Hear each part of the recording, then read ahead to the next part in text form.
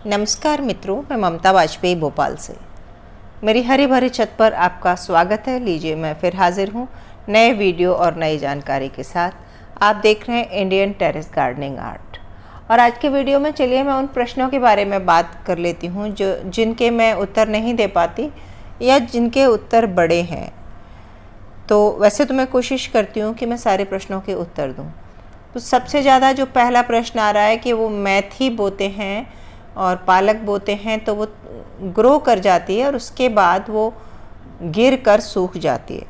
तो हाँ, मेथी में ये बहुत सामान्य बात है और जो मेरा अभी तक का अनुभव है वो मैं आपसे साझा करती हूँ। जहाँ तक मैं समझती हूँ कि मेथी के लिए एक निश्चित तापमान चाहिए होता है। मेथी एक ऐसी फसल है कि उस तापमान में ही वो सरवाइव करती है। जब तक वो मनमाफिक टेम्परेचर नहीं आ जाता, मेथी उग तो आती है लेकिन आगे ग्रो नहीं कर पाती। ये एक मेरा अपने अनुभव का कारण। दूसरा कारण ये है कि यदि मेथी हो या पालक या धनिया, जब इसमें बरसात का मौसम है, यानी कि इस बार देखिए ये अक्टूबर तक भी बारिश हुई है, तो जब हमने मेथी बोई और बादल हो गए, कुछ बरसात गिर गई, तो मेथी की फसल ऐसे ही ख़राब हो जाती है।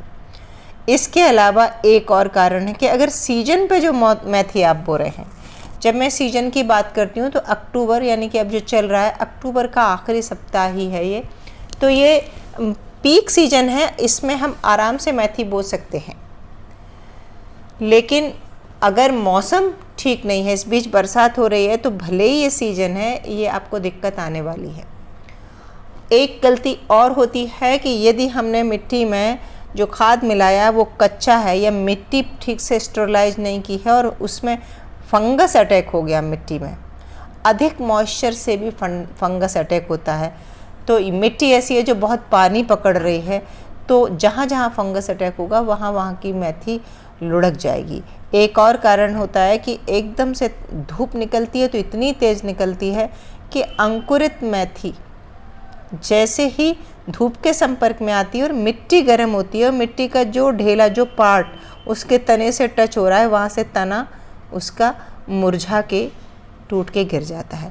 तो ये बहुत सारे कारण होते हैं। और करें क्या? तो जो मैंने अभी तक किया है, मैं हमेशा यही करती हूँ कि बार बार बो के देख लेती हूँ।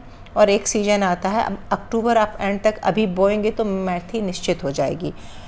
जैसे ही आसमान से ओस झरने लगे, शाम की ओस उसे मिलेगी तो मेथी अच्छी हो जाएगी। ये आज के एक प्रश्न का उत्तर, क्योंकि बहुत लोगों ने पूछा था। इसके अलावा भी कुछ प्रश्नों के उत्तर मैं आपको दूंगी। लोग पूछ रहे हैं क्या सर्दियों में लौकी तोरई बो सकते हैं? सितंबर तक बो देते और अभी तक बेल चल निकलती तो ये अच्छा था। ज़्यादातर आप फसल की दृष्टि से देखें तो किसान भी कोई अभी इन दिनों लौकी नहीं बोते। फिर मार्केट में कैसे मिलती है इतनी सारी लौकी और पूरे साल मिलती है? उसके लिए पॉली हाउस में एक निश्चित टेम्परेचर क्रिएट करके, और ये पॉली हाउस की सब्जियां साल भर मार्केट में मिलती हैं। सब्जियों के लिए सबसे बड़ी चीज़ है मौसम, यानी कि एक निश्चित तापमान, न ज़्यादा बहुत गर्म न ठंडा, जो सब्जी जिस मौसम की है। तो पॉली हाउस में मौसम या टेम्परेचर क्रिएट किया जाता है उनकी पसंद के हिसाब से, जो पौधा जिस हिसाब का होता है।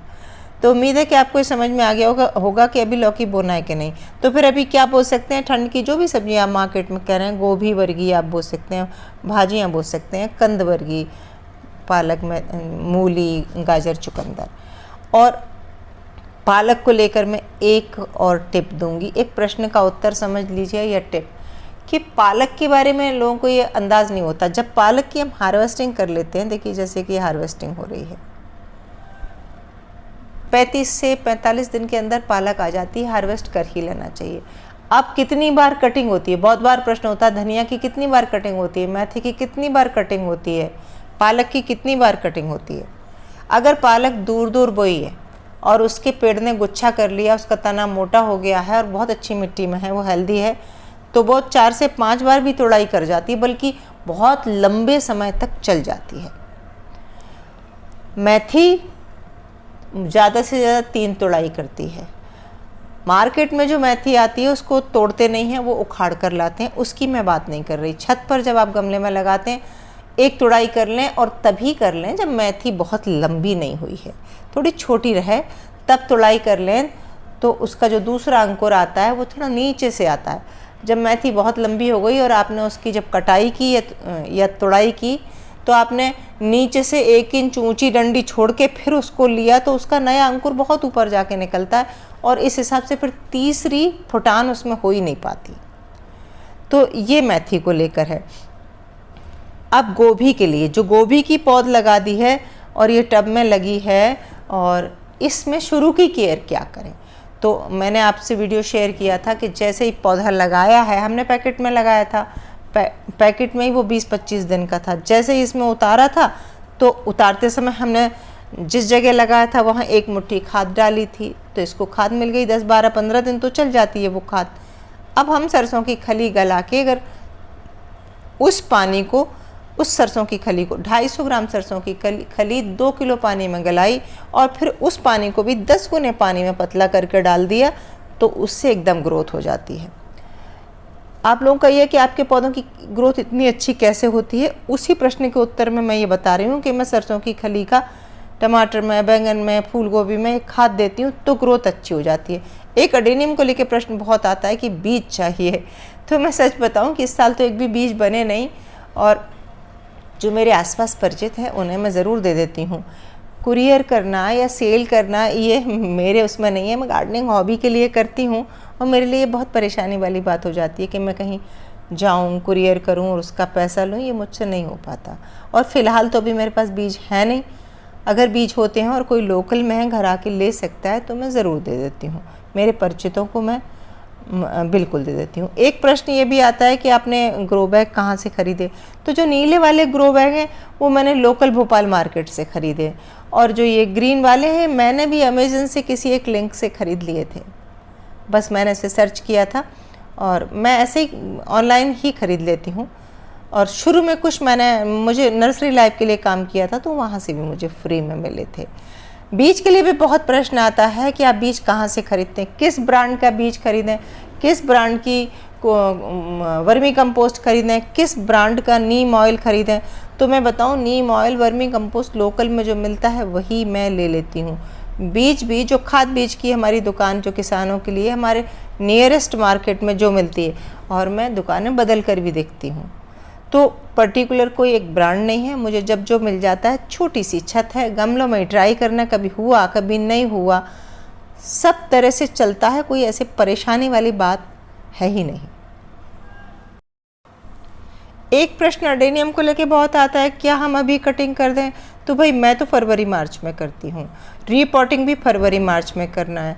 इसके बीज क्या भी हम बो दें, मैं बीज भी फरवरी मार्च में बोती हूँ। या फिर ऐसा है कि मौसम थोड़ा ऐसा हो, ना बहुत गर्मी हो ना सर्दी हो। मैंने बरसात में भी बो के देखा है, पर सबसे अच्छा रिजल्ट फरवरी मार्च का रहता है। तो उम्मीद है कि आपके प्रश्नों के उत्तर मिल गए होंगे, और वीडियो ज़रा भी अच्छा लगा हो तो फिर लाइक करें, शेयर करें, सब्सक्राइब तो मुझे कर ही लें। मिलते हैं अगले वीडियो में, तब तक के लिए नमस्कार।